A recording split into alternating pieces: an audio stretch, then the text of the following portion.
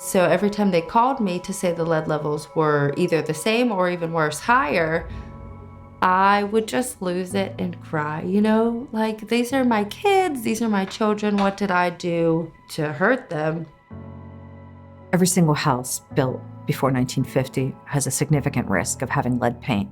Every house built before 1978 also likely has lead paint. So a lot of people are every day in their house being poisoned by lead simply by living in their house. I wasn't aware it could be in your water or your soil, especially your bathtub. So Casey called us. She had a small child who had elevated blood lead levels in the home and asked us to come out and do a lead test. So we did. I called a lot of people around here and everyone said, no, I don't do that, or I don't know how to test for that, or I don't know what to do. So after the lady from the PA Department of Health came 3 times, CCI came in. It turned out it was the basement floor, at least partly. They had a little radar gun and they were able to test every single product in our house, paint, the soil, the water. I mean, every single area that lead could possibly come from. It was also their bathtub, but we only were able to discern that later when we went back.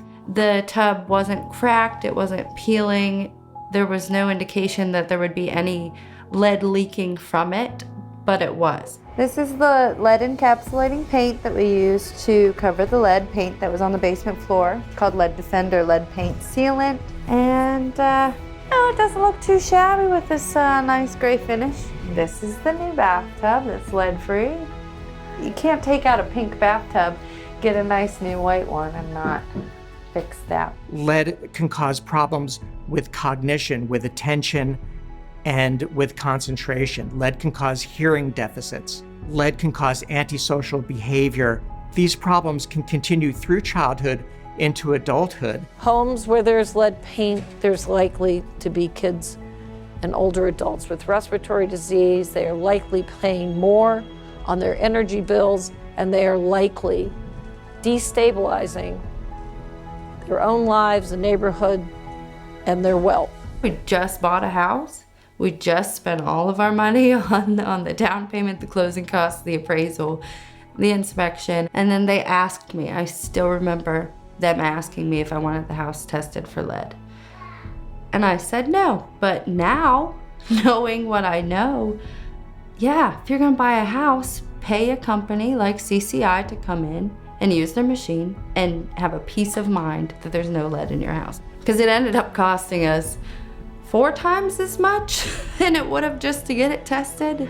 Our efforts really need to go to preventing exposure in the first place, being aware, giving communities and families the resources to easily test for lead in the home and around the home and remediate it before it gets into a child's lead stream. My kids have to get their blood drawn every 1 to 3 months. That's their life. My one son's 5, and that's all he's been doing for the past 2.5 years. And it's sad. They know what that is. Like, I'm going to the doctor to get my lead checked. That's not okay. The eradication of lead in a community of lead-poisoned children is achievable. I come from a community in Baltimore where we have reduced lead poisoning by 99%.